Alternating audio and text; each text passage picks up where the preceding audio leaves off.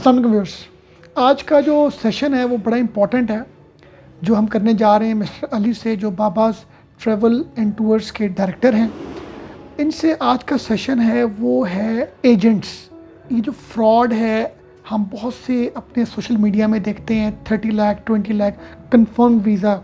इस हवाले से लोगों के साथ तरह तरह के मिसहैप्स हो रहे हैं और लोगों को इस बारे में राइट इन्फॉर्मेशन हम चाहेंगे कि दी जाए कि जो एजेंट्स हैं वो किस हवाले से हमारे लिए एक ख़तरे का बायस बनते हैं।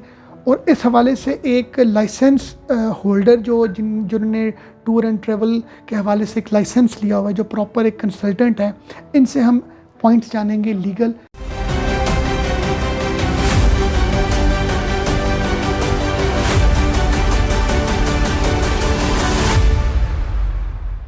सर, बड़ा सोशल मीडिया में एक ट्रेंड है कंफर्म वीज़ा, ये क्या है?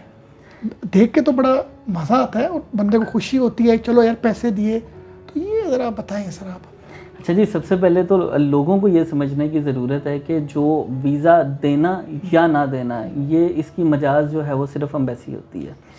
किसी शख्स के हाथ में वीज़ा नहीं होता, किसी कंपनी के हाथ में वीज़ा नहीं होता। लोग समझते हैं पाकिस्तान में कि शायद हम किसी एजेंट के पास जाएंगे, एजेंट ने जो है वो वीज़ाज़ अपने पास रखे हुए होंगे, हम उसको पासपोर्ट देंगे, वो उस पर वीज़ा लगा देगा और लोग जो है वो यहाँ से चले जाएंगे। ऐसा नहीं होता। जिसको स्टिकर वीज़ा बोलते हैं। जिसको स्टिकर वीज़ा बोलते हैं। तो वीज़ा देना या ना देना, यानी अप्रूवल करना या रिजेक्ट करना, वो दोनों किसके पास हैं? वो एम्बेसी के इख्तियार में है और एम्बेसी डॉक्यूमेंटेशन देख के वीज़ा देती है। अब बहुत सारे लोग ऐसे होते हैं जो कि कहते हैं जी हमें कोई शख्स 20 लाख में वीज़ा दे रहा है, कोई हमें 25 लाख में वीज़ा दे रहा है। तो सबसे पहले तो शख्स तो वीज़ा दे नहीं सकता है।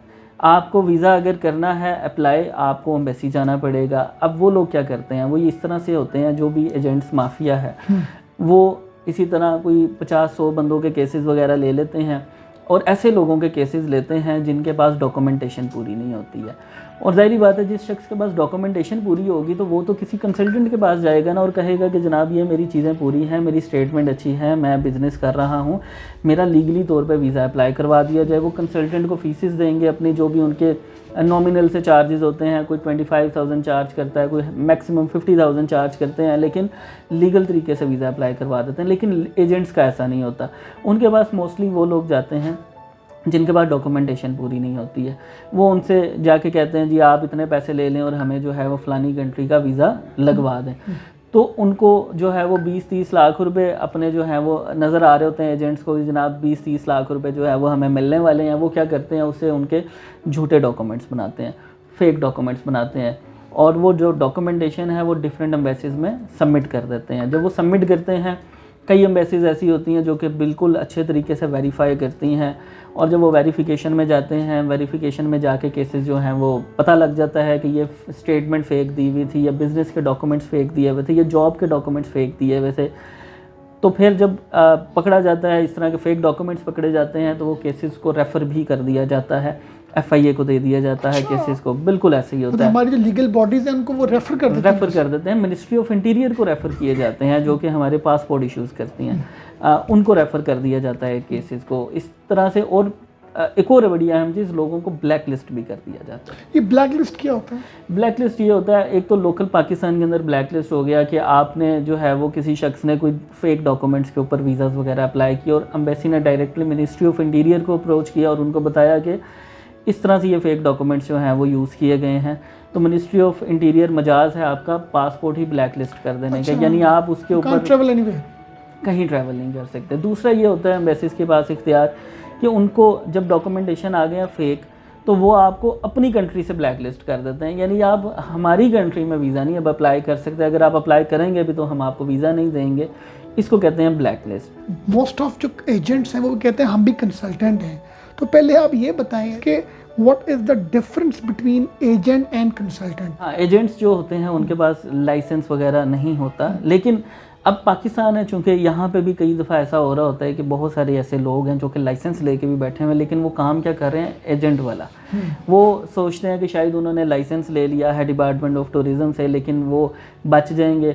वो लोग क्या करते हैं कि लाइसेंस लेके भी बैठ जाते हैं, लेकिन कर वो एजेंट्स वाला काम रहे होते हैं कि हमें 20 लाख दे दें, 30 लाख दे दें, हम आपका फ़लाना वीज़ा लगवा देते हैं, वो करवा देते हैं। लेकिन जो असल कंसल्टेंट होता है, कंसल्टेंट जो है वो आपको हमेशा एक सीधा रास्ता दिखाता है। वो आपको बताता है कि ये डॉक्यूमेंटेशन चाहिए, ये चीज़ें आप अपनी पूरी करके आप लेकर आएँ, जबकि एजेंट कहता है कि मैं ये सारी चीज़ें आपकी पूरी करके दूंगा। राइट। ये डिफरेंस होता है। एजेंट कहता है मैंने आपकी सारी की सारी चीज़ें पूरी करके देनी है, वो लगाता है उसके अंदर fake documents, fake statements, fake सारी चीज़ें। जो कंसल्टेंट होता है वो कहता है कि जनाब आपने वीज़ा अप्लाई करना है, आप अपनी स्टेटमेंट को इतने अच्छे तरीके से रन करें, इस तरीके से अपनी स्टेटमेंट लेकर आएँ, आपका ये बिज़नेस है, इस कारोबार के डॉक्यूमेंट्स वगैरह आप अपने लेकर आएँ, फिर आपका वीज़ा अप्लाई करवाया जाएगा। एजेंट जो है वो 20-30 लाख में डील कर रहा होता है, जो कंसल्टेंट होता है वो 20-30 हज़ार में डील कर रहा होता है, और वो आपको सीधा लीगल रास्ता दिखा रहा होता है कंसल्टेंट। तो ये एजेंट और कंसल्टेंट में ये फ़र्क होता है, और ये बहुत कॉमन और बहुत बड़ा डिफरेंस है जो पकड़ा जा सकता है। बिल्कुल पकड़ा जा सकता है। इसमें सबसे अहम चीज़ जो मैं सबको बताता हूँ वो ये है कि वीज़ा कभी भी ख़रीदा नहीं जाता है, वीज़ा हमेशा अप्लाई किया जाता है, ठीक है ना। ये कोई ऐसी कोई टेंजिबल चीज़ नहीं है जो कि मार्केट में बिक रही हो, ये प्योरली आपके डॉक्यूमेंट्स बेस्ड है।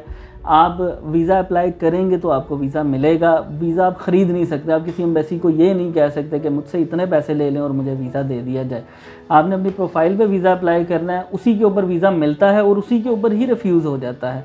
तो आपने जितने भी देखने वाले व्यूवर्स हैं उन्होंने याद रखना है कि वीज़ा कभी भी किसी से ख़रीदने के लिए मत जाएं, वीज़ा हमेशा अप्लाई करने के लिए जाएं। राइट। और कोई ऐसी टेक्निक बताएं जिससे हम पकड़ सकें कि यार ये एजेंट है, कंसल्टेंट नहीं है, और कोई एडवाइस?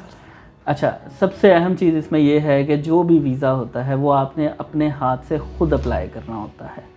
चाहे आप डॉक्यूमेंटेशन बनवा रहे हैं, कोई एजेंट है, कोई कंसल्टेंट है, कोई भी है, तो सबसे अहम चीज़ वो ये है कि आपके पास आपके डॉक्यूमेंट्स आएंगे, आपने वो डॉक्यूमेंट्स लेके खुद जाना है मुतल्लिका एम्बेसी में और जाके वीज़ा अप्लाई करना या एम्बेसी या उनके जो भी उनके ऑथोराइज, हाँ जी, वहाँ पे बाकायदा आपके फिंगरप्रिंट्स लिए जाते हैं।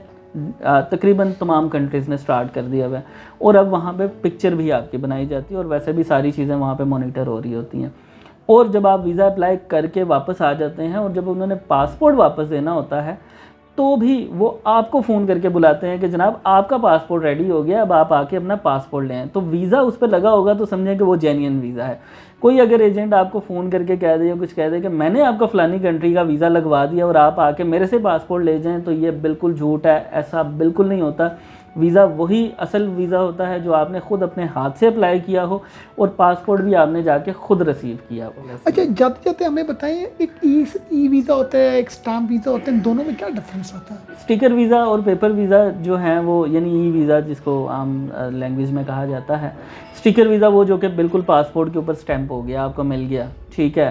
ई वीज़ा क्या होता है, वो जैसे ईमेल के अंदर आ जाता है वीज़ा। ऑस्ट्रेलिया है, ठीक है, वो न्यूजीलैंड है, यूएई है, इनके वीज़ा जो हैं वो आपको ईमेल में आ जाते हैं। आपका बेशक ऑस्ट्रेलिया का वीज़ा है या कनाडा वीज़ा है, वो ऑनलाइन अप्लाई हो रहा है, आपको फिंगरप्रिंट्स देने के लिए फिर भी जाना है एक दफ़ा, ठीक है।